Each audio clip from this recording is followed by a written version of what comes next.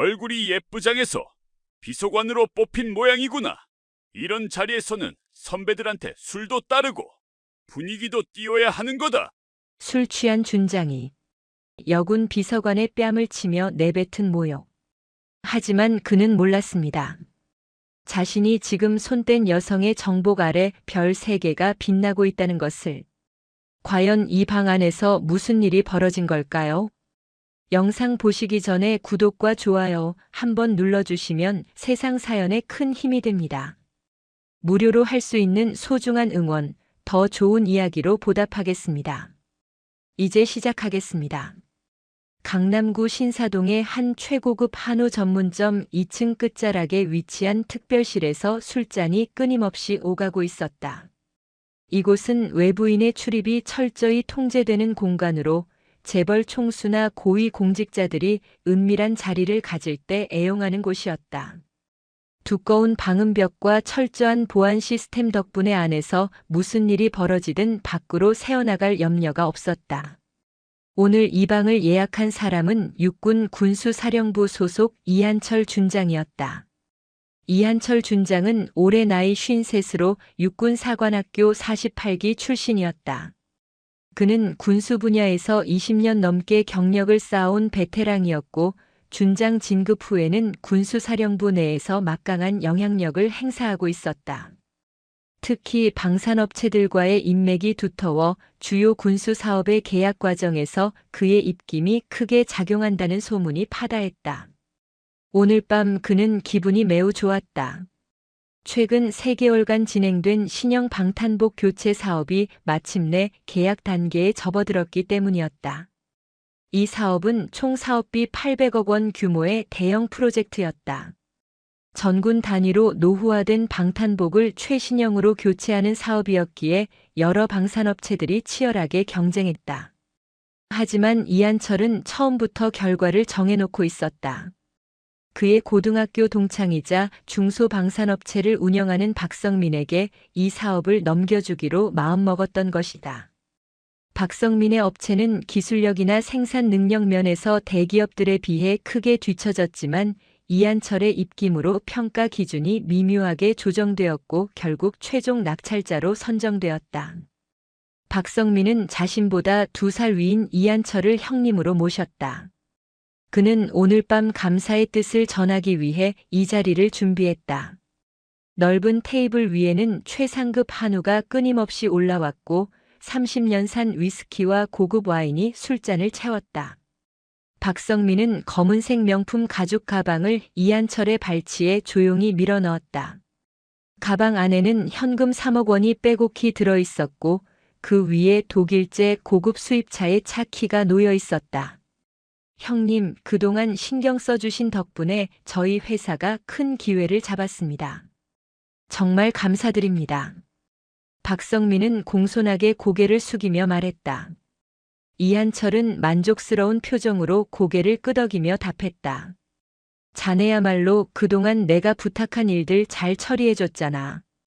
우리 사이에 이런 게 뭐 대수겠나. 앞으로도 큰 사업들이 많이 있으니까 계속 잘 부탁하네.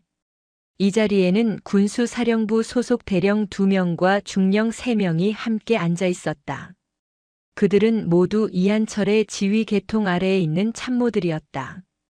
육군사관학교를 졸업한 엘리트 장교들답게 겉으로는 단정한 모습이었지만 이들 역시 이한철의 비리 구조에 깊숙이 연루되어 있었다. 오늘 밤 현장에 함께한 것 자체가 그 증거였다.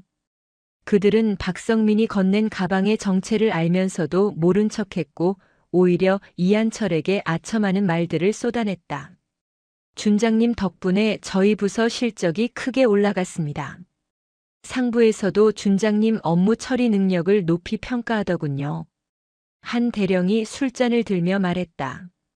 이한철은 기분 좋게 웃으며 답했다. 이번 건은 시작에 불과해. 다음 달에 차세대 야간 투시경 사업이 또 있잖아. 그것도 우리가 잘 처리하면 부서 전체가 좋은 평가를 받을 거야. 그들의 대화는 노골적이었다. 군의 예산이 어떻게 사적인 이익으로 흘러가는지에 대한 이야기가 아무렇지 않게 오갔다. 그들은 자신들이 안전하다고 믿었다. 이 밀실에서 나누는 대화가 외부로 새어나갈 리 없다고 생각했고, 설령 문제가 생겨도 서로를 감싸며 빠져나갈 수 있다는 확신이 있었다. 군 내부의 위계 질서와 선후배 관계가 그들을 보호해 줄 것이라 여겼다. 옆자리에 앉은 중령 한 명이 박성민에게 넌지시 물었다. 사장님, 다음번 투시경 사업도 준비하고 계시죠? 박성민은 의미심장한 미소를 지으며 답했다. 당연히 준비하고 있습니다. 이번에도 준장님께 많은 신세를 져야 할 것 같습니다. 그 말에 자리에 있던 장교들이 모두 웃음을 터뜨렸다. 그들은 이미 다음 사업의 결과도 정해져 있다는 것을 알고 있었다.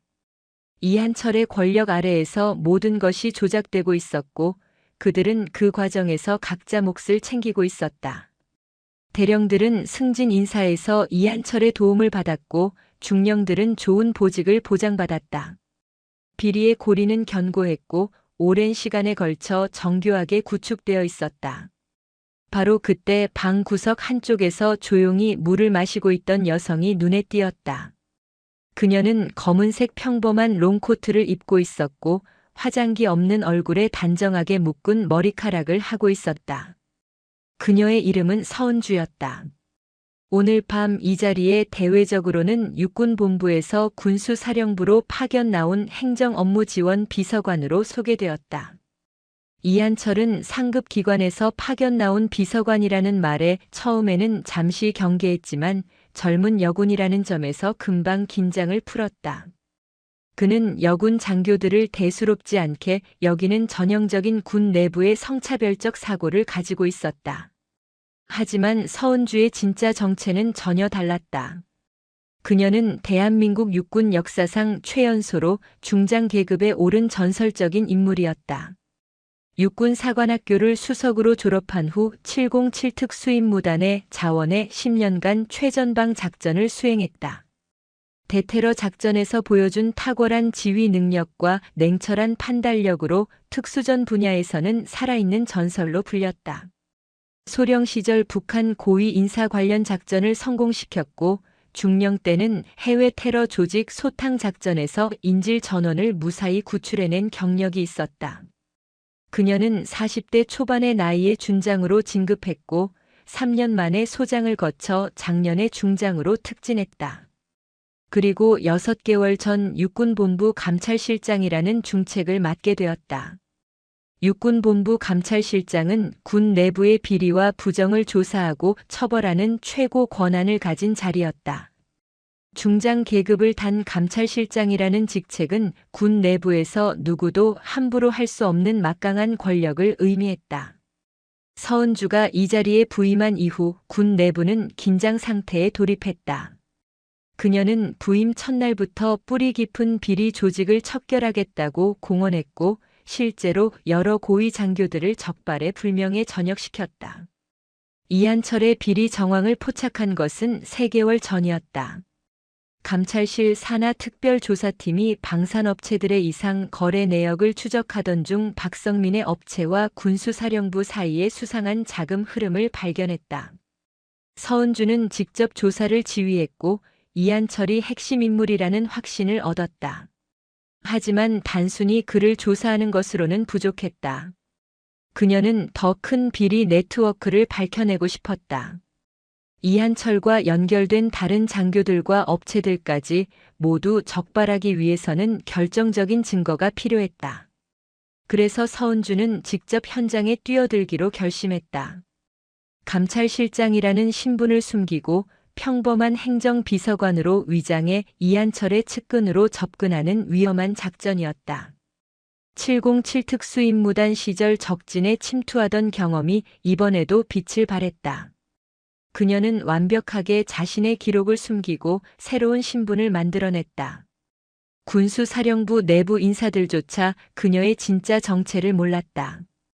단지 육군본부에서 파견 나온 여군 비서관 정도로만 알고 있었다. 위장 신분으로 만든 가짜 인사 기록에는 소령 계급과 행정 업무 경력만 기재되어 있었다. 오늘 밤 이 자리에 참석하게 된 것도 치밀한 계획의 일부였다. 서은주는 지난 3주간 이한철의 일정을 파악하며 그가 박성민과 만나는 날을 기다렸다. 이한철의 비서실에서 근무하는 하급 부사관으로부터 오늘 밤 특별한 회식이 있다는 정보를 입수했고 자연스럽게 동행하게 되었다. 이한철은 젊은 여군 비서관이 자리를 빛내줄 거라며 오히려 반겼다. 그에게 서은주는 그저 보기 좋은 장식품 정도로 여겨졌을 뿐이었다. 서은주는 코트 안쪽 주머니에 초소형 녹음기와 카메라를 숨기고 있었다. 이 장비들은 국방부 첩보부서에서 특별히 제공한 최신 장비로 음성과 영상을 선명하게 기록할 수 있었다. 지난 1시간 동안 이한철과 박성민이 나눈 모든 대화가 녹음되었고 뇌물이 오간 장면까지 촬영되었다. 그녀는 조용히 물을 마시며 적절한 타이밍을 기다렸다. 충분한 증거를 확보한 후 일거에 모든 것을 마무리할 계획이었다. 술이 거듭될수록 자리 분위기는 더욱 해이해졌다. 이한철은 얼굴이 붉게 달아올랐고 말투도 거칠어졌다. 그는 주변 장교들에게 자신의 과거를 늘어놓기 시작했다. 과거에 어떻게 방산업체들을 길들였는지, 어떤 상급자들과 줄을 대서 진급했는지 등 노골적인 이야기들이 쏟아졌다. 그의 입에서는 군이라는 조직이 얼마나 썩어 있는지를 보여주는 증언들이 끊임없이 나왔다. 자리에 있던 장교들도 술기운에 취해 자신들의 비리 경험담을 덧붙였다. 저도 지난번에 피복 사업할 때 좀 챙겼습니다. 한 중령이 웃으며 말했다.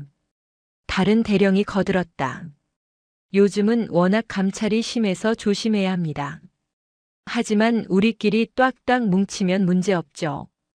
이한철은 술잔을 들어 올리며 말했다. 그래, 우리는 한 배를 탄 사람들이야. 서로 믿고 의지해야지. 누가 뭐라고 해도 우리끼리 입맞추면 아무 문제 없어. 서은주는 표정 하나 변하지 않고 그 모든 것을 지켜봤다. 707 특수임무단에서 단련된 그녀의 정신력은 어떤 상황에서도 흔들리지 않았다. 전장에서 적과 대치하며 목숨을 걸었던 경험에 비하면 이 정도는 아무것도 아니었다. 그녀는 냉정하게 상황을 분석하며 다음 단계를 준비했다. 코트 주머니 속 녹음기가 모든 대화를 완벽하게 담아내고 있었다.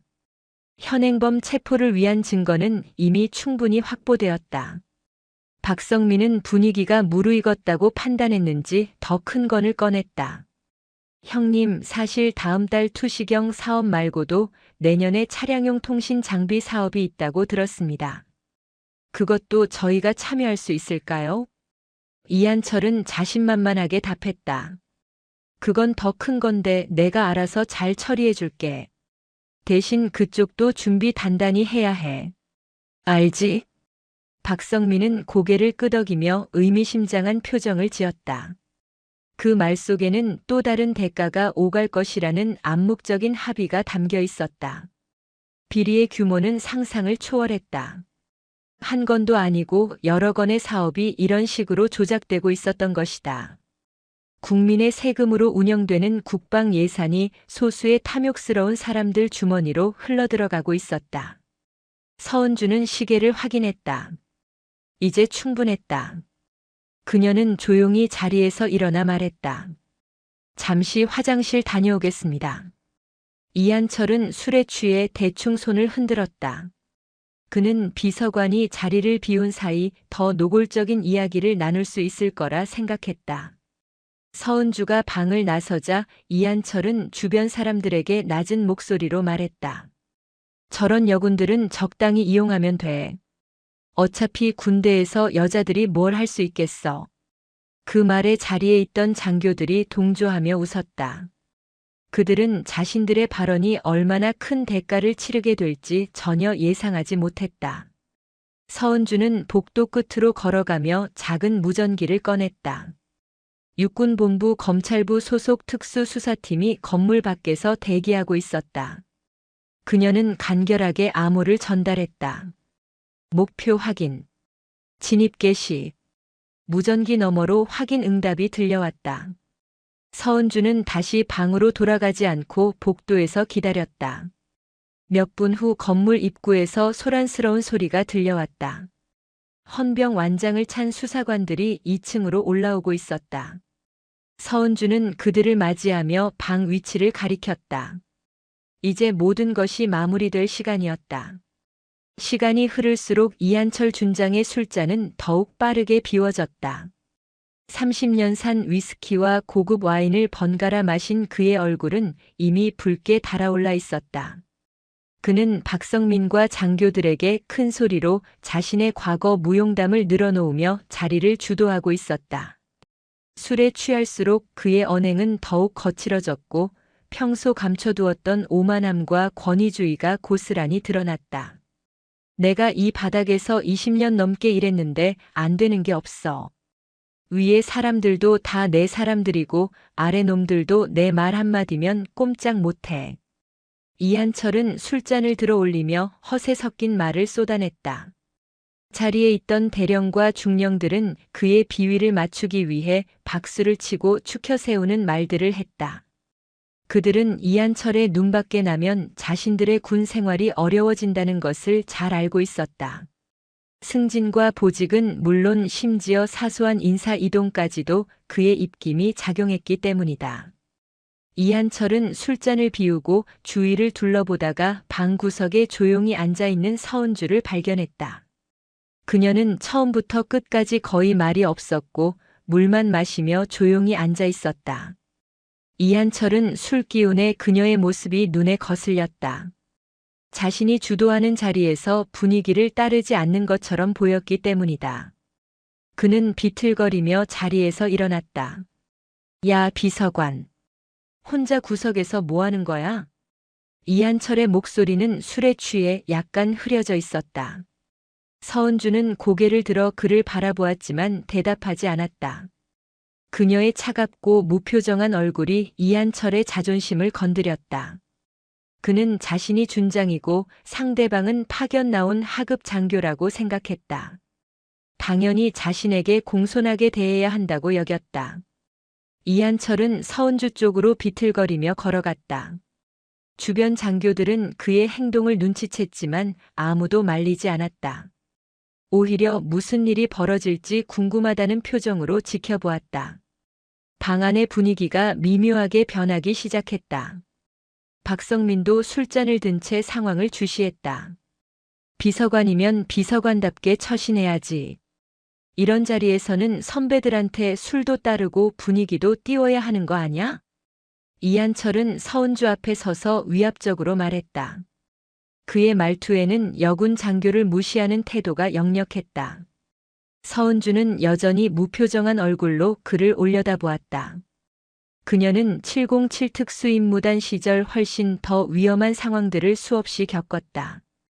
테러범들과 대치하고 생사의 갈림길에서 결단을 내려야 했던 그녀에게 술 취한 준장의 행패는 위협적이지 않았다. 하지만 지금은 증거를 확보하는 것이 중요했다. 그녀는 참고 견뎌야 했다. 준장님, 저는 술을 마시지 않습니다. 서은주는 낮고 차분한 목소리로 대답했다. 그녀의 목소리에는 어떤 감정도 담겨 있지 않았다. 하지만 이한철은 그것을 건방진 태도로 받아들였다. 술에 취한 그의 판단력은 이미 흐려져 있었고 자신의 권위가 무시당했다는 생각에 화가 치밀어 올랐다. 뭐? 술을 안 마신다고? 군대에서 선배가 술 권하는데 거절하는 게 어디 있어? 이한철은 목소리를 높였다. 그는 갑자기 서은주의 팔을 거칠게 잡았다. 그리고는 억지로 그녀를 자신의 옆자리로 끌어당기려 했다. 서은주의 몸이 의자에서 반쯤 일어났다. 그녀는 팔을 잡힌 채 이한철을 똑바로 응시했다. 그녀의 눈빛이 순간 변했다. 707 특수임무단에서 적을 마주했을 때의 그 날카로운 눈빛이었다. 하지만 그녀는 참았다. 아직 때가 아니었다. 준장님, 손을 놓아주십시오. 서은주는 여전히 차가운 목소리로 말했다. 하지만 이한철은 오히려 더 거칠게 그녀의 팔을 잡아당겼다. 자리에 있던 장교들이 긴장한 표정으로 상황을 지켜보았다. 누군가는 말려야 한다고 생각했지만 감히 나서지 못했다. 준장의 기분을 건드리면 자신들에게 불이익이 돌아올 것이 뻔했기 때문이다. 이한철은 서은주를 억지로 자신의 옆자리에 앉혔다. 그리고는 그녀의 어깨에 팔을 두르려 했다. 서은주는 몸을 살짝 틀어 그의 팔을 피했다. 이한철의 얼굴이 더욱 붉어졌다. 술기운과 분노가 뒤섞여 그의 이성은 완전히 마비된 상태였다. 이 여자가 정말 내가 뭔데 감히 나한테 이래? 이한철은 자리에 있는 모든 사람들이 들으라는 듯 큰 목소리로 말했다. 그는 서은주를 손가락으로 가리키며 모욕적인 발언을 시작했다. 요즘 여군들은 눈에 힘만 주고 다니니까 문제야. 선배가 술 한 잔 주면 고맙게 받아야 하는 거 아냐? 군대가 뭔지도 모르는 것들이 말이야. 자리에 있던 장교들은 서로 눈치만 보며 어색한 웃음을 지었다. 아무도 이한철을 말리지 않았다. 오히려 일부는 그의 말에 동조하는 듯한 표정을 지었다. 서은주는 그들의 얼굴을 하나하나 기억 속에 새겼다. 방관 역시 공범이라는 사실을 그녀는 누구보다 잘 알고 있었다. 이한철은 더욱 대담해졌다. 그는 서은주의 턱을 손가락으로 치켜올리려 했다. 서은주는 고개를 뒤로 젖혀 그의 손을 피했지만 이한철은 집요하게 다시 손을 뻗었다. 결국 그의 손가락이 서은주의 턱에 닿았다. 그는 그녀의 얼굴을 이리저리 돌리며 모욕적인 말을 쏟아냈다. 얼굴은 제법 예쁘게 생겼네. 그래서 비서관으로 뽑힌 모양이지? 군대가 놀이터인 줄 알아? 얼굴 예쁘다고 다 되는 게 아니야. 이한철은 서은주의 뺨을 손바닥으로 가볍게 두세 번 쳤다. 그것은 때리는 것이라기보다는 마치 애완동물을 다루듯 하는 모욕적인 행동이었다. 방 안의 공기가 순식간에 얼어붙었다. 서은주의 눈빛이 더욱 차갑게 변했다. 그녀는 707 특수임무단에서 복무할 때 수많은 생사의 순간을 겪었다. 적진에 혼자 침투해 임무를 수행하고 동료들을 구출했다. 테러범들과 총격전을 벌이고 인질들의 생명을 지켰다. 그런 그녀가 지금 술 취한 부패한 장교에게 모욕을 당하고 있었다. 하지만 서은주는 참았다. 그녀는 이한철의 손을 뿌리치지 않았다. 대신 낮고 차가운 목소리로 말했다. 준장님, 지금 사과하실 기회를 드리겠습니다. 그녀의 목소리는 평온했지만 그 안에는 얼음처럼 차가운 무언가가 담겨 있었다. 707 특수임무단 시절 작전을 지휘할 때의 그 냉철함이었다. 하지만 이한철은 술에 취해 그 의미를 전혀 알아듣지 못했다. 오히려 그는 크게 웃음을 터뜨렸다. 뭐? 사과? 내가 나한테 사과하라고? 이한철은 주변을 둘러보며 다른 장교들에게 말했다. 야, 이거 봐라. 신임 비서관이 미쳤나 봐. 내가 사과를 하라고. 자리에 있던 장교들도 이한철을 따라 웃었다. 그들은 상황의 심각성을 전혀 인식하지 못했다. 서은주가 그저 파견 나온 하급 장교라고 생각했기 때문이다. 한 중령이 거들었다. 준장님, 요즘 여군들은 교육을 다시 받아야 할 것 같습니다. 선후배 간의 예의가 없습니다. 그 말에 이한철은 더욱 기세등등해졌다. 그는 서은주를 내려다보며 비아냥거렸다. 내가 이 바닥에서 몇 년을 굴렀는데 신참이 감히 나한테 사과를 하라고. 내가 여기서 얼마나 버틸 수 있을지 두고 봐. 내일 당장 본부에 전화해서 너 같은 건방진 여군은 필요 없다고 할 거야. 서은주는 여전히 무표정한 얼굴로 이한철을 바라보았다. 그녀는 코트 주머니 속 녹음기와 카메라가 이 모든 순간을 기록하고 있다는 것을 알고 있었다. 성희롱과 폭행의 명백한 증거였다. 직급을 이용한 갑질과 권력 남용의 현장이었다. 이한철은 스스로 무덤을 파고 있었지만 전혀 눈치채지 못했다. 이한철은 계속해서 서은주를 괴롭혔다. 그는 그녀의 어깨를 주무르며 말했다. 긴장 좀 풀어. 우리끼리 즐겁게 노는 건데 왜 이렇게 딱딱해? 서은주는 그의 손을 조용히 떼어냈다. 하지만 이한철은 다시 손을 뻗었다. 그는 술에 취해 점점 더 대담해졌고 행동도 노골적으로 변했다. 자리에 있던 장교들은 불편한 표정을 지었지만 여전히 아무도 나서지 않았다. 그들은 눈을 피하거나 술잔을 들거나 휴대폰을 보는 척하며 상황을 외면했다. 박성민도 어색한 표정으로 지켜보았다. 그는 사업을 위해 이한철과 친하게 지냈지만 이런 모습까지 보고 싶지는 않았다. 하지만 그 역시 말리지 못했다. 이한철의 비위를 건드려 사업에 차질이 생기는 것이 두려웠기 때문이다. 서은주는 속으로 카운트다운을 시작했다. 이제 거의 끝나가고 있었다. 복도에서 대기 중인 수사팀이 곧 들이닥칠 것이었다. 그녀는 이한철에게 마지막 기회를 한 번 더 주기로 했다. 냉정한 목소리로 다시 말했다. 마지막으로 경고하겠습니다. 지금이라도 사과하십시오. 하지만 이한철은 오히려 화를 냈다. 이 여자가 정말 끝까지 가네. 좋아, 내일 당장 너 본부로 돌려보낼 거야. 아니, 그것도 모자라. 군 생활 제대로 못하게 만들어줄 테니까 각오해. 그는 위협적인 말까지 서슴지 않았다. 자신의 권력으로 한 사람의 군 생활을 망칠 수 있다고 생각했다. 그것이 그가 평소에 해오던 방식이었다.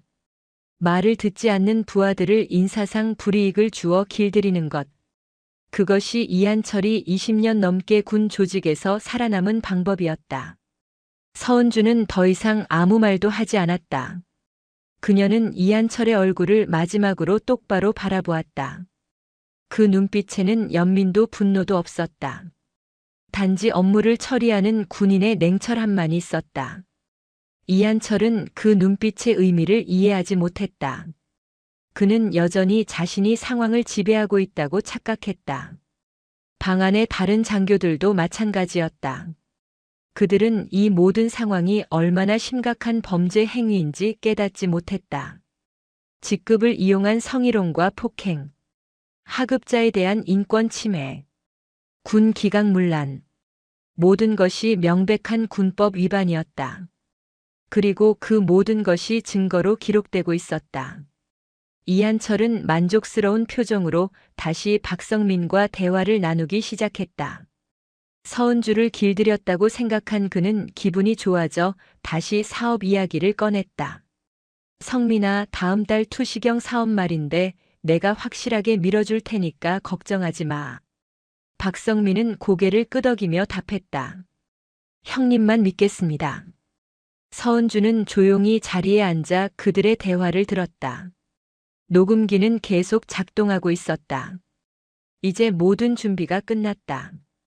그녀는 적절한 순간을 기다렸다. 그리고 마침내 그 시간이 왔다. 서은주는 이한철 준장의 모욕적인 행동이 끝난 후 방 안을 천천히 둘러보았다. 테이블 주위에는 육군사관학교를 졸업한 엘리트 장교들이 앉아 있었다. 대령 2명과 중령 3명. 그들은 모두 군수사령부의 핵심 보직을 맡고 있는 인물들이었다. 서은주는 그들의 얼굴을 하나하나 살펴보았다. 그리고 그들이 방금 전 상황에서 어떻게 행동했는지 기억 속에 새겼다. 가장 먼저 눈에 들어온 사람은 김태준 대령이었다. 그는 올해 나이 50살로 육군사관학교 50기 출신이었다. 군수사령부 장비관리부 부장을 맡고 있었고 이한철 준장의 최측근 중 한 명이었다. 그는 이한철이 서은주를 괴롭히는 동안 술잔만 들여다보며 아무런 반응을 보이지 않았다. 마치 아무 일도 일어나지 않는 것처럼 행동했다. 서은주는 그의 회피하는 눈빛을 놓치지 않았다. 김태준은 사실 내심 불편함을 느끼고 있었다. 준장의 행동이 지나치다는 것을 알고 있었다. 하지만 그는 입을 열지 않았다. 자신이 나서서 준장을 말리면 어떤 일이 벌어질지 뻔했기 때문이다. 인사 문제에서 불이익을 받을 것이고 좋은 보직을 기대할 수 없게 될 것이었다. 그는 내년에 준장 진급을 앞두고 있었다. 이 중요한 시기에 이한철의 미움을 사는 것은 자살 행위나 다름없었다. 그래서 그는 모른 척했다. 양심의 가책을 느끼면서도 자신의 이익을 선택했다. 그 옆에 앉은 장민수 대령도 마찬가지였다. 그는 48살에 육군사관학교 51기 출신으로 군수사령부 계약관리부 부장이었다. 이한철과 박성민 사이의 비리 거래를 실무적으로 처리하는 사람이 바로 그였다. 장민수는 이한철이 서은주를 괴롭히는 모습을 보면서 휴대폰을 꺼내 들었다. 마치 급한 메시지라도 온 것처럼 화면을 들여다보며 상황을 외면했다. 하지만 그의 손은 미세하게 떨리고 있었다. 장민수 역시 내적 갈등을 겪고 있었다. 그는 육사를 다닐 때 정의롭고 올곧은 군인이 되겠다고 다짐했었다. 하지만 현실은 달랐다. 군 조직 내부의 위계 질서와 인맥 중심의 문화는 그를 점점 변화시켰다. 처음에는 작은 타협이었다. 상관의 부당한 지시를 따르는 것. 그리고 그것은 점점 커졌다. 이제 그는 수백억 원 규모의 비리에 깊숙이 연루되어 있었다. 오늘 이 자리에 참석한 것 자체가 그의 공범 관계를 증명했다. 그는 이한철을 말릴 수도 있었다. 하지만 그렇게 하면 자신의 비리까지 들통날 위험이 있었다. 그래서 그는 침묵했다. 중령들의 반응은 더욱 노골적이었다. 첫 번째 중령인 박철수는 45살로 육군사관학교 53기 출신이었다. 그는 군수사령부 조달과장을 맡고 있었다. 박철수는 이한철이 서은주를 괴롭히는 모습을 보며 억지로 웃음을 지었다. 준장의 비위를 맞추기 위한 웃음이었다. 그는 심지어 거드는 말까지 했다. 준장님 말씀이 맞습니다. 요즘 여군들은 교육을 다시 받아야 할 것 같습니다. 박철수의 말에 이한철은 더욱 기세등등해졌다. 박철수는 자신의 말이 상황을 더 악화시켰다는 것을 알았지만 이미 늦었다. 그는 원래 비겁한 사람이었다. 강한 자에게는 약하고 약한 자에게는 강한 전형적인 기회주의자였다. 그는 이한철에게 잘 보이기 위해 서은주를 희생양으로 삼는 것을 주저하지 않았다. 그에게 정의나 동료애 같은 것은 진급과 출세 앞에서 아무 의미가 없었다. 두 번째 중령인 이승호는 43으로 육군사관학교 54기였다. 그는 군수사령부 품질관리과장이었다. 이승호는 상황이 불편했지만 어정쩡하게 웃으며 분위기를 따랐다. 그는 적극적으로 가담하지도 않았지만 그렇다고 말리지도 않았다.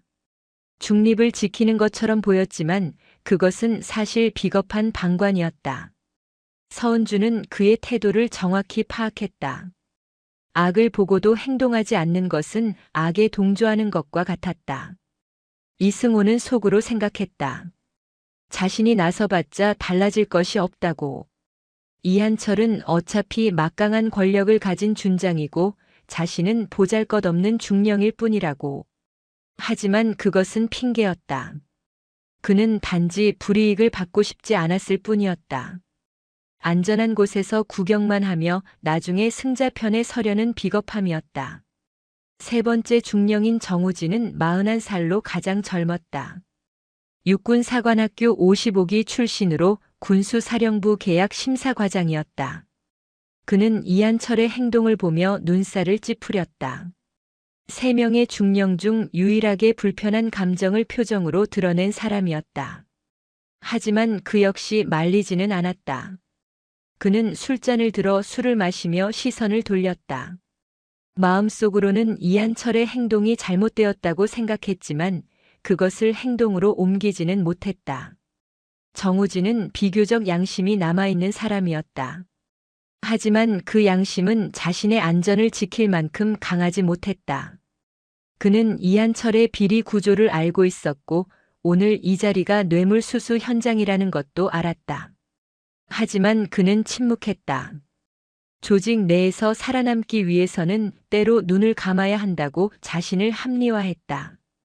그의 양심은 점점 무뎌지고 있었다. 서은주는 이 5명의 장교들을 하나하나 관찰하며 분석했다. 그들은 모두 다른 방식으로 이한철의 범죄에 동조하고 있었다. 적극적으로 거드는 자, 소극적으로 외면하는 자, 어정쩡하게 웃어넘기는 자. 방법은 달랐지만 결과는 같았다. 그들은 모두 이한철의 행동을 묵인하고 방조했다. 그리고 그것은 공범과 다름없었다. 서은주는 707 특수임무단에서 복무하며 수많은 작전을 수행했다. 그녀는 전장에서 진정한 동료애가 무엇인지 배웠다. 동료가 위험에 처하면 자신의 목숨을 걸고 구출하는 것. 잘못된 명령에는 용기 있게 반대 의견을 내는 것. 정의롭지 못한 일에는 단호히 맞서는 것. 그것이 진정한 군인의 자세였다. 하지만 지금 이 방 안에 있는 장교들에게서는 그런 모습을 전혀 찾아볼 수 없었다. 그들은 출세와 안전만을 추구했다. 국가와 국민을 위해 복무하겠다고 선서했던 군인으로서의 사명감은 어디론가 사라졌다. 육군사관학교를 졸업하며 배웠던 명예와 용기와 충성심은 이제 껍데기만 남았다. 그들은 썩어가는 조직의 일부가 되어 있었고 그 부패를 유지하고 확대하는 역할을 하고 있었다. 서은주는 방관자의 위험성을 잘 알고 있었다. 역사상 수많은 악행이 소수의 악인과 다수의 방관자에 의해 이루어졌다. 나치의 홀로코스트도 각종 인권 유린도 적극적인 악인보다 침묵하는 다수가 더 큰 역할을 했다. 군 조직도 마찬가지였다. 이한철 같은 사람이 20년 넘게 비리를 저지를 수 있었던 것은 주변의 수많은 사람들이 침묵했기 때문이었다. 이한철은 서은주를 괴롭히고 난 후 만족스러운 표정으로 다시 박성민과 대화를 나누기 시작했다. 그는 이미 서은주에 대한 관심을 잃었다. 길들였다고 생각한 것이다. 그는 술잔을 들며 박성민에게 말했다. 성민아, 다음 달 투시경 사업 준비는 잘 되어가나? 박성민은 고개를 끄덕였다. 형님 덕분에 잘 준비하고 있습니다. 기술 평가 기준만 잘 조정하면 문제 없을 것 같습니다. 이한철은 자신만만하게 답했다. 그건 내가 알아서 할 테니 걱정 마. 김 대령이 평가위원회 구성을 담당하니까 우리 사람들로 채울 거야. 그의 말에 김태준 대령이 고개를 끄덕였다.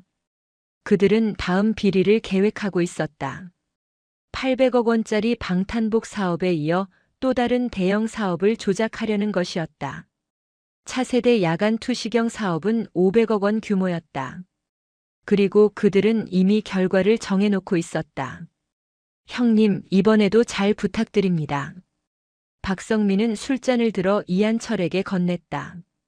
이한철은 만족스러운 표정으로 술잔을 받았다. 두 사람은 술잔을 부딪혔다. 국민의 세금으로 만들어진 국방 예산이 이렇게 사적인 이익으로 흘러가고 있었다. 그리고 그 현장에는 5명의 고급 장교들이 앉아 있었다. 그들은 모두 증인이자 공범이었다. 장민수 대령이 조심스럽게 물었다. 준장님, 내년 차량 통신 장비 사업은 어떻게 되고 있습니까? 이한철은 여유롭게 답했다. 그것도 이미 계획이 다 짜여 있어. 큰 사업이니까 조심스럽게 진행해야지. 하지만 결과는 정해져 있으니 걱정할 것 없네. 그들의 대화는 점점 더 노골적으로 변했다. 비리가 일상화되어 있었고 그것을 숨기려는 노력조차 하지 않았다. 이 밀실 안에서는 자신들이 안전하다고 믿었기 때문이다. 하지만 그들은 몰랐다. 이 모든 대화가 녹음되고 있다는 것을, 그들의 범죄가 명백한 증거로 기록되고 있다는 것을. 서은주는 코트 주머니 속 초소형 녹음기를 확인했다. 작은 LED 불빛이 녹화 중임을 알려주고 있었다. 카메라 역시 정상적으로 작동하고 있었다. 이한철의 성희롱과 폭행, 뇌물수수, 다음 비리 계획까지 모든 것이 담겼다. 방 안에 있는 5명의 장교들이 방관하고 동조한 장면도 선명하게 기록되었다. 이제 충분했다. 증거는 완벽했다. 서은주는 조용히 자리에서 일어났다. 이한철은 술에 취해 그녀를 거들떠보지도 않았다. 그는 박성민과 장교들과 함께 다음 사업 이야기에 몰두해 있었다. 서은주는 침착한 목소리로 말했다. 잠시 화장실 다녀오겠습니다. 이한철은 손을 대충 흔들며 답했다. 그래, 다녀와. 그는 서은주가 자신의 권위에 굴복했다고 생각했다. 이제 순종하는 법을 배웠다고 여겼다. 그것은 치명적인 오판이었다. 서은주가 방문을 열고 나가자 이한철은 낮은 목소리로 주변 사람들에게 말했다. 저런 여군들은 적당히 겁만 주면 돼. 군대가 어떤 곳인지 깨닫게 해주는 거지. 자리에 있던 장교들이 웃었다. 그들은 자신들이 무슨 짓을 저질렀는지 전혀 깨닫지 못했다. 서은주는 복도로 나와 천천히 걸었다. 그녀의 걸음은 흔들림이 없었다. 707 특수임무단에서 단련된 군인답게 냉정하고 정확했다. 그녀는 복도 끝으로 향하며 작은 무전기를 꺼냈다. 육군본부 검찰부 소속 특수수사팀이 건물 밖에서 대기하고 있었다. 서은주는 복도 끝에서 작은 무전기를 꺼냈다. 그녀의 손은 흔들림이 없었다. 707 특수임무단에서 수많은 작전을 지휘하며 단련된 침착함이었다. 그녀는 무전기 버튼을 눌러 간결하게 암호를 전달했다. 목표 확인. 진입 개시. 무전기 너머로 즉각 응답이 들려왔다. 수신 완료. 30초 후 진입합니다. 서은주는 무전기를 주머니에 넣고 복도에서 대기했다. 그녀는 시계를 확인하며 카운트다운을 시작했다. 건물 1층 입구에서는 육군본부 검찰부 소속 특수수사팀이 대기하고 있었다. 팀장은 법무관 출신의 이정훈 중령이었고 그 아래 헌병 출신 수사관 6명이 배치되어 있었다. 그들은 모두 헌병 완장을 차고 있었고 현행범 체포에 필요한 영장과 장비를 준비하고 있었다. 건물 입구에서 식당 직원이 수사팀을 막아섰다. 손님들, 여기는 예약제로 운영되는 곳입니다. 무슨 일이십니까? 이정훈 중령이 헌병 완장을 보이며 냉정하게 말했다. 육군본부 검찰부 수사팀입니다. 공무 집행 중이니 비켜주시기 바랍니다. 직원은 당황한 표정으로 물러섰다. 수사팀은 신속하게 계단을 올라 2층으로 향했다. 그들의 움직임은 훈련된 군인답게 정확하고 빨랐다. 복도에서 대기 중이던 서은주가 그들을 맞이했다. 이정훈 중령이 경례를 하며 보고했다. 감찰실장님, 특수수사팀 현장 도착했습니다. 서은주는 고개를 끄덕이며 지시했다. 목표 인원은 총 8명입니다. 이한철 준장을 최우선으로 확보하고 나머지 인원들도 모두 신원 파악하십시오. 증거물은 검은색 가죽 가방입니다. 알겠습니다. 이정훈 중령은 팀원들에게 손짓으로 신호를 보냈다. 수사팀은 작전을 개시할 준비를 마쳤다. 서은주는 그들과 함께 방으로 향했다. 복도를 걸어가는 그녀의 걸음에는 주저함이 없었다. 이제 모든 것을 끝낼 시간이었다. 방 안에서는 여전히 술잔이 오가고 있었다.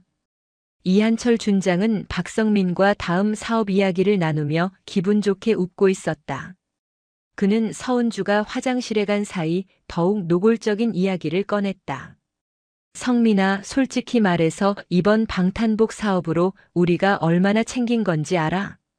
박성민은 주위를 둘러보며 조심스럽게 답했다. 형님 몫으로 5억은 준비했습니다. 다른 분들 몫도 있고요. 이한철은 만족스러운 표정으로 고개를 끄덕였다. 김태준 대령과 장민수 대령도 기대에 찬 눈빛으로 그들의 대화를 들었다. 비리의 대가가 구체적인 숫자로 오가고 있었다. 바로 그때였다. 방문이 거칠게 열리며 헌병 완장을 찬 수사관들이 들이닥쳤다. 육군본부 검찰부입니다. 아무도 움직이지 마십시오. 이정훈 중령의 목소리가 방 안을 가득 채웠다.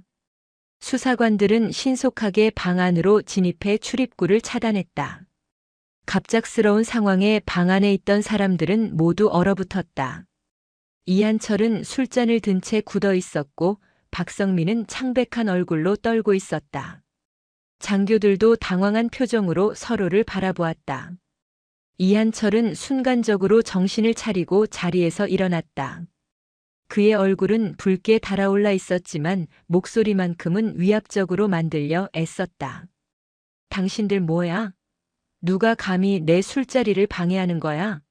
나 육군 군수사령부 이한철 준장이야. 그는 자신의 계급을 내세우며 위협했다. 하지만 이정훈 중령은 전혀 동요하지 않았다. 그는 침착하게 답했다. 이한철 준장님, 저희는 육군본부 검찰부 소속입니다. 귀하에 대한 수사가 진행 중이니 협조해 주시기 바랍니다. 이한철의 얼굴이 일그러졌다. 그는 주위를 둘러보며 빠져나갈 방법을 찾았다. 하지만 출입구는 이미 수사관들에게 차단되어 있었다. 창문으로 도망칠 수도 없었다. 그는 다시 목소리를 높였다. 수사? 무슨 수사? 나는 아무 잘못도 하지 않았어. 이건 명백한 월권 행위야. 내가 당장 육군본부에 전화해서 너희 상관한테 항의할 거야. 그때 수사관들 사이로 한 여성이 천천히 걸어 들어왔다. 검은색 롱코트를 입은 서은주였다. 이한철은 그녀를 보자 더욱 화가 치밀었다. 자신이 길들였다고 생각했던 여군 비서관이 이 상황에 나타난 것이 마음에 들지 않았다. 너 뭐야? 화장실 다녀온다며? 이게 무슨 상황이야? 이한철은 서은주를 손가락으로 가리키며 소리쳤다. 하지만 서은주는 아무 대답도 하지 않았다. 그녀는 방 한가운데로 천천히 걸어 들어왔다. 그리고는 입고 있던 검은색 롱코트의 단추를 하나씩 풀기 시작했다. 방 안의 모든 사람들이 그녀의 행동을 지켜보았다. 서은주는 코트를 완전히 벗어 옆에 서 있는 이정훈 중령에게 건넸다. 코트 아래로 육군 정복이 드러났다. 그리고 그 정복의 어깨 위에는 커다란 별 3개가 달린 계급장이 선명하게 빛나고 있었다. 중장 계급장이었다.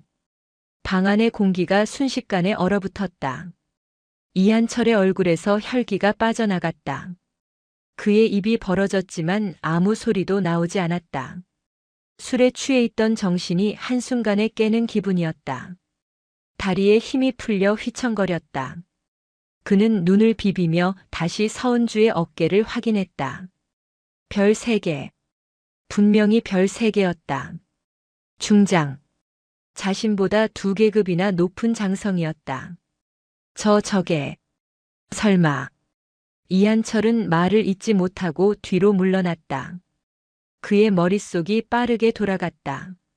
자신이 오늘 밤 한 행동들이 주마등처럼 스쳐 지나갔다. 중장에게 함부로 손을 댔다. 턱을 잡고 뺨을 쳤다. 성희롱을 했다. 모욕적인 말을 쏟아냈다. 상상할 수 없는 일이었다. 군대에서 상급자에 대한 폭행과 모욕은 가장 중대한 범죄 중 하나였다. 더구나 상대가 중장이라니. 김태준 대령과 장민수 대령도 창백한 얼굴로 서은주를 바라보았다. 그들도 그녀의 계급장을 확인했다. 중장. 육군에서 중장은 손에 꼽을 정도로 적었다. 그리고 그런 고위 장성이 지금 이 자리에 있다는 것은 단순한 단속이 아니라는 의미였다. 이것은 치밀하게 계획된 수사였다. 서은주는 침착하게 방 안을 둘러보았다. 그녀의 눈빛은 차갑고 날카로웠다. 707 특수임무단에서 적을 마주했을 때의 그 눈빛이었다. 그녀는 떨고 있는 이한철 앞으로 천천히 걸어갔다. 이한철은 그녀가 다가올수록 뒤로 물러났다. 결국 그는 벽에 등을 대고 더 이상 물러날 곳이 없었다. 서은주는 이한철 바로 앞에 섰다. 그녀는 냉정한 목소리로 말했다. 이한철 준장. 나는 육군본부 감찰실장 서은주 중장이다. 그 말에 방 안에 있던 모든 사람들이 충격을 받았다. 감찰실장. 군 내부의 비리와 부정을 조사하고 처벌하는 최고 권한을 가진 자리였다. 그리고 그 자리에 있는 사람이 직접 현장에 위장 잠입했다는 것은 이 사건이 얼마나 중대한지를 말해주었다. 이한철은 무릎에 힘이 풀려 주저앉았다. 그는 바닥에 엎드려 머리를 조아리며 떨리는 목소리로 빌었다. 실장님. 제가 미쳤습니다. 제가 정말 미쳤습니다. 용서해 주십시오. 제발. 하지만 서은주는 그의 비굴한 모습을 차갑게 내려다보기만 했다. 그녀는 감정에 동요 없이 말을 이어갔다. 이한철 준장. 귀관은 직무유기 및 뇌물수수, 군수사업 입찰 조작, 상급자에 대한 폭행 및 성희롱 혐의로 현행범 체포한다. 서은주의 목소리는 방 안 구석구석까지 또렷하게 울렸다. 이정훈 중령이 앞으로 나서며 이한철에게 수갑을 채웠다. 이한철은 저항하지 못했다. 그는 완전히 무너져 있었다. 실장님, 한 번만 용서해 주십시오. 제가 잘못했습니다. 정말 죄송합니다. 이한철은 계속해서 빌었지만 서은주는 대답하지 않았다. 그녀는 수사관들에게 지시했다. 증거물을 확보하십시오. 저 검은색 가죽 가방 안에 현금과 차키가 들어 있습니다. 수사관 한 명이 이한철의 발치에 있던 가방을 집어들었다. 가방을 열자 빼곡히 들어찬 현금 뭉치가 드러났다. 그 위에 고급 수입차의 차키가 놓여 있었다. 명백한 뇌물이었다. 현금과 차키 확인했습니다. 수사관이 보고했다. 서은주는 고개를 끄덕였다. 그녀는 이번에는 박성민을 향해 고개를 돌렸다. 박성민 씨. 귀하도 군인에 대한 뇌물 공여 혐의로 조사 대상입니다. 신원 확인하십시오. 수사관이 박성민에게 다가갔다. 박성민은 떨리는 손으로 신분증을 꺼냈다. 그의 얼굴은 창백했고 이마에는 식은땀이 흘러내렸다. 그가 쌓아온 모든 것이 무너지는 순간이었다. 서은주는 이제 방 안에 있는 5명의 장교들을 바라보았다. 김태준 대령, 장민수 대령, 박철수 중령, 이승호 중령, 정우진 중령. 그들은 모두 겁에 질린 표정으로 서 있었다. 여러분도 모두 조사 대상입니다. 이 자리에 참석한 것 자체가 비리 공모의 증거가 될 수 있습니다. 서은주의 말에 장교들의 얼굴이 하얗게 변했다. 그들은 자신들이 단순히 술자리에 참석한 것이 아니라 범죄 현장에 있었다는 것을 깨달았다. 김태준 대령이 떨리는 목소리로 말했다. 실장님, 저희는 그저. 하지만 서은주는 그의 말을 끊었다. 변명은 조사 과정에서 하십시오. 지금은 모든 분들의 관등 성명을 파악하겠습니다. 수사관 신원 확인을 시작하십시오. 수사관들이 각 장교들에게 다가가 신분을 확인하기 시작했다. 장교들은 순순히 협조했다. 저항할 명분도 힘도 없었다. 서은주는 코트 주머니에서 초소형 녹음기와 카메라를 꺼냈다. 이 기기들에는 오늘 밤 이곳에서 벌어진 모든 대화와 행동이 기록되어 있습니다. 뇌물 수수 장면, 입찰 조작 공모, 성희롱과 폭행 장면 모두 명백한 증거로 남아 있습니다.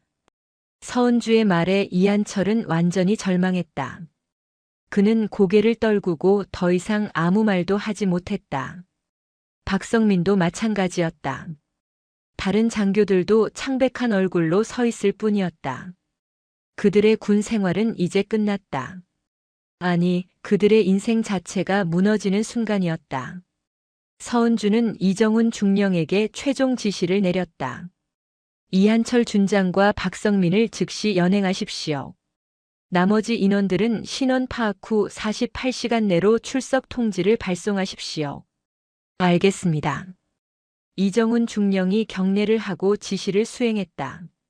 수사관들이 수갑을 찬 이한철을 부축해 일으켰다. 박성민에게도 수갑이 채워졌다. 두 사람은 고개를 숙인 채 방을 나섰다. 화려했던 술자리는 이제 범죄 현장으로 변해 있었다. 서은주는 마지막으로 방 안을 둘러보았다. 테이블 위에 고급 음식들과 술병들이 쓸쓸하게 남아 있었다. 탐욕의 잔치는 이렇게 끝났다. 이한철 준장과 박성민이 현행범으로 체포된 다음 날 아침 사건은 군 내부를 넘어 전국적인 뉴스가 되었다. 주요 언론사들은 앞다투어 군 고위 장교의 대규모 비리 사건을 보도했다. 800억 원 규모의 방탄복 사업 비리와 성희롱 폭행 사건이 동시에 터지면서 사회적 파장은 상상을 초월했다. 국방부는 긴급 브리핑을 열어야 했고 육군 참모총장은 직접 사과 성명을 발표했다. 계룡대 육군본부에서는 사건 발생 일주일 만에 긴급 징계위원회가 소집되었다. 위원회는 육군 내 최고위 장성들로 구성되었고 서은주 중장이 제출한 증거 자료들을 검토했다. 녹음 파일과 영상 자료는 너무나 명백했다. 이한철의 목소리로 뇌물을 받는 장면, 박성민과 입찰 조작을 논의하는 대화, 서은주에게 성희롱과 폭행을 저지르는 장면까지 모든 것이 선명하게 담겨 있었다. 징계위원회 회의실은 무거운 침묵으로 가득했다. 위원장인 육군 부참모총장이 자료를 검토한 후 입을 열었다. 이한철 준장의 범죄 행위는 명백하며 그 죄질이 매우 중대합니다. 군인으로서의 명예를 스스로 더럽혔을 뿐만 아니라 국민의 세금을 사적으로 유용했고 상급자에게 폭력을 행사했습니다. 위원회는 만장일치로 이한철에 대한 불명예 전역을 의결했다. 그는 즉시 군복을 벗어야 했고 모든 군인 신분상의 혜택을 박탈당했다. 20년 넘게 쌓아온 군 경력은 하루아침에 무너졌다. 퇴직금도 연금도 없었다. 오직 범죄자라는 낙인만이 남았다. 불명예 전역 처분과 동시에 이한철은 검찰로 송치되었다. 서울중앙지검 특수부는 그를 뇌물수수, 업무상 배임, 입찰 방해, 폭행, 성희롱 등 다수의 혐의로 구속 기소했다. 검찰 조사 과정에서 이한철의 비리는 수면 위로 더욱 드러났다. 지난 5년간 그가 관여한 군수 사업은 모두 16건이었고 그 과정에서 받은 뇌물은 총 30억 원이 넘었다. 그는 고급 아파트 2채와 고급 수입차 3대를 소유하고 있었고 해외 비자금까지 조성해 놓은 것으로 밝혀졌다. 박성민도 함께 구속되었다. 그의 방산업체 사무실과 집은 검찰의 압수수색을 받았다. 컴퓨터에서는 이한철과 주고받은 수많은 이메일과 메시지가 복원되었다. 비자금 조성 내역과 불법 로비 자금까지 모두 드러났다. 박성민의 업체는 그동안 부적절한 방법으로 여러 군수 사업을 수주했고 그 과정에서 수백억 원의 부당 이득을 챙긴 것으로 확인되었다. 검찰은 그가 가로챈 모든 재산을 몰수 추징하기로 했다. 재판은 신속하게 진행되었다. 증거가 너무나 명백했기 때문에 이한철과 박성민은 혐의를 부인할 수 없었다. 법정에 선 이한철은 한없이 초라한 모습이었다. 준장 시절에 오만함은 온데간데 없었고 그저 용서를 구하는 한 명의 죄인일 뿐이었다. 그는 재판부 앞에서 눈물을 흘리며 말했다. 제가 잘못했습니다. 군인으로서 해서는 안 될 짓을 저질렀습니다. 깊이 반성합니다. 하지만 재판부는 엄정했다. 재판장은 판결문을 낭독하며 말했다. 피고인 이한철은 국민의 세금으로 운영되는 국방 예산을 사적으로 유용했고 군의 명예를 실추시켰습니다. 또한 상급자에게 폭행과 성희롱을 저질러 군 기강을 무너뜨렸습니다. 이는 결코 용납될 수 없는 범죄입니다. 이한철은 징역 12년을 선고받았다. 박성민은 징역 10년과 함께 추징금 50억 원을 선고받았다. 두 사람은 법정에서 무너져 내렸다. 하지만 처벌은 이들에게만 국한되지 않았다. 강남 한우 전문점에 함께 있었던 5명의 장교들도 육군본부 감찰실의 조사를 받았다. 서은주는 그들 한 명 한 명을 직접 조사했다. 그녀의 질문은 냉정하고 날카로웠다. 김태준 대령은 조사실에서 떨리는 목소리로 답했다. 실장님, 저는 그저 준장님의 명령을 따랐을 뿐입니다. 비리에 직접 관여하지는 않았습니다. 서은주는 차갑게 응수했다. 대령 당신은 현장에 있었고 뇌물이 오가는 것을 목격했습니다. 그리고 아무런 조치를 취하지 않았습니다. 그것 자체가 직무유기입니다. 김태준은 더 이상 변명하지 못했다. 그는 결국 뇌물수수 방조 및 직무유기 혐의로 강등 처분을 받았다. 대령에서 중령으로 한 계급 강등되었고 일선 부대로 전출 조치되었다. 그가 꿈꾸던 준장 진급은 영원히 불가능해졌다. 장민수 대령은 더 심각했다. 그는 이한철의 비리를 실무적으로 처리한 핵심 공범이었다.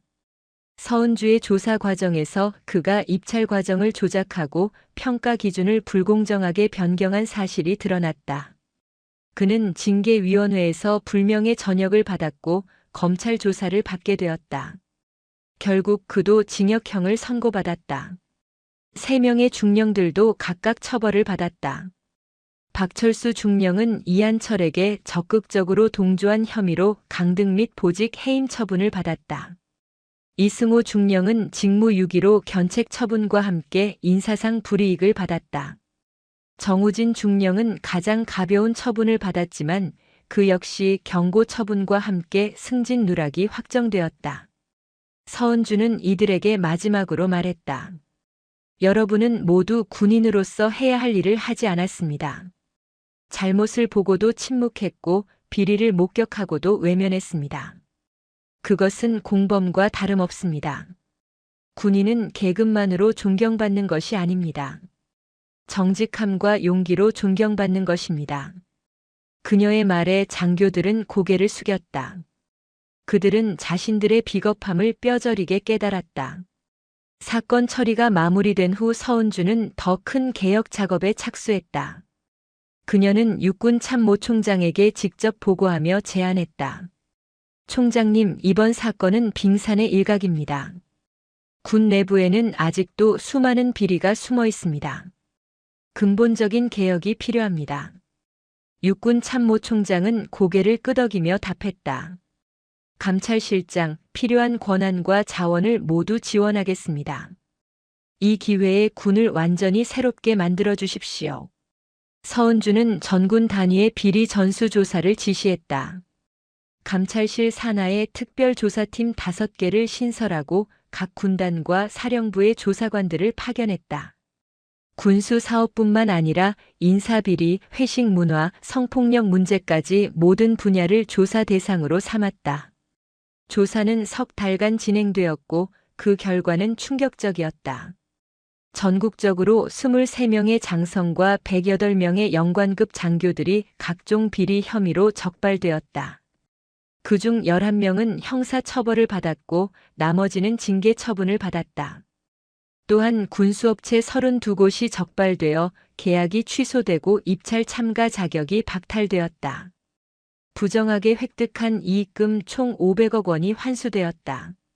서은주는 제도 개선에도 착수했다. 그녀는 군수 사업 입찰 과정에 외부 민간 전문가를 참여시키도록 규정을 바꾸었다. 또한 모든 계약 과정을 투명하게 공개하고 온라인으로 실시간 확인할 수 있도록 시스템을 구축했다. 익명 신고 제도를 강화하고 신고자 보호 장치를 마련했다. 그리고 가장 중요한 것은 회식 문화 개선이었다. 서은주는 전군의 공문을 하달했다. 회식은 자율 참석을 원칙으로 하고 2차는 전면 금지한다. 술을 강요하거나 회식 불참을 이유로 불이익을 주는 행위는 엄벌에 처한다. 또한 여군 장교에 대한 성희롱과 차별을 근절하기 위한 교육을 의무화했다. 위반 시에는 계급에 관계없이 즉시 조치하도록 했다. 변화는 즉각적으로 나타났다. 군 내부의 분위기가 달라지기 시작했다. 젊은 장교들은 이제 부당한 명령에 당당히 이의를 제기했다. 비리를 목격하면 즉시 신고했다. 감찰실에 접수되는 신고 건수는 급증했고 서은주는 모든 신고를 철저히 조사했다. 어느 날 한중이가 감찰실로 찾아왔다. 그는 떨리는 목소리로 말했다. 실장님, 저희 부대 대대장이 예산을 부정하게 사용하고 있습니다. 신고하고 싶습니다. 서은주는 그를 안심시키며 말했다. 중이 용기 있는 행동입니다. 당신 같은 장교가 있어 군이 바로 설 수 있습니다. 철저히 조사하겠습니다. 그 신고는 또 다른 비리를 적발하는 계기가 되었다. 서은주의 개혁은 계속되었다. 그녀는 부하 감찰관들에게 항상 말했다. 우리는 계급장을 보는 것이 아니라 진실을 봅니다. 별이 많다고 진실이 바뀌는 것이 아닙니다. 정의 앞에서는 모두가 평등합니다. 6개월 후 육군 내부는 완전히 달라져 있었다. 비리 신고 건수는 증가했지만 실제 비리 발생 건수는 급감했다. 방산업체들도 투명한 경쟁을 하기 시작했다. 군 장병들의 만족도가 높아졌고 국민들의 신뢰도 회복되었다. 서은주는 계룡대 육군본부 감찰실장 집무실에 앉아 창밖을 바라보았다. 겨울이 지나고 봄이 왔다. 나무에 새싹이 돋아나고 있었다. 군도 새로운 계절을 맞이하고 있었다. 그녀의 책상 위에는 새로운 신고서들이 쌓여 있었다. 아직도 해야 할 일이 많았다. 뿌리 깊은 비리를 완전히 뿌리 뽑기까지는 시간이 더 필요했다. 그녀는 자리에서 일어나 정복을 입었다. 어깨 위에 별 3개가 빛났다. 그녀는 코트를 걸치고 사무실을 나섰다. 오늘도 현장 조사가 있었다. 한 지방 부대에서 회식 강요 및 금품 수수 의혹이 제기되었다. 서은주는 직접 현장으로 향했다. 707 특수임무단 시절처럼 그녀는 언제나 현장에 있었다. 감찰실장의 자리가 아니라 정의의 최전선에 있었다. 복도를 걸으며 그녀는 생각했다. 이한철 같은 사람들이 다시는 나오지 않도록 해야 한다고. 정직한 군인이 대접받는 군대를 만들어야 한다고. 계급이 사람을 함부로 대할 권리를 주는 것이 아니라는 것을 모두가 알아야 한다고. 그것이 그녀가 중장 계급장을 단 이유였다. 그것이 그녀가 감찰실장이 된 이유였다. 서은주 중장은 건물 밖으로 나섰다. 차가운 공기가 그녀의 얼굴을 스쳤다. 그녀는 깊이 숨을 들이마셨다. 그리고 조용히 차에 올라탔다. 운전병이 물었다.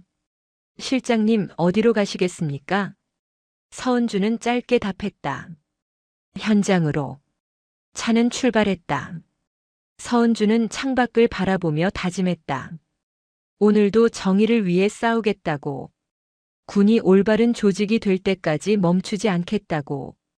707 특수임무단에서 단련된 그녀의 강인함과 감찰실장의 냉철함으로 그녀는 계속 나아갈 것이었다. 대한민국 육군이 국민의 신뢰를 받는 군대가 될 때까지. 오늘 이야기 어떠셨나요? 권력은 사람을 높이 세우지만 그 권력을 어떻게 사용하는가에 따라 추락의 깊이가 결정됩니다. 진정한 강자는 약자를 짓밟는 자가 아니라 약자를 지키는 자입니다. 그리고 악을 보고도 침묵하는 것은 악에 동조하는 것과 같다는 것을 기억하십시오. 여러분의 작은 용기 하나가 세상을 바꿀 수 있습니다. 오늘도 제 채널을 찾아주신 구독자 여러분께 감사드립니다. 영상이 재미있으셨다면 구독과 좋아요, 댓글까지 부탁드리고 오늘도 건강하고 행복한 하루 되시길 바랍니다.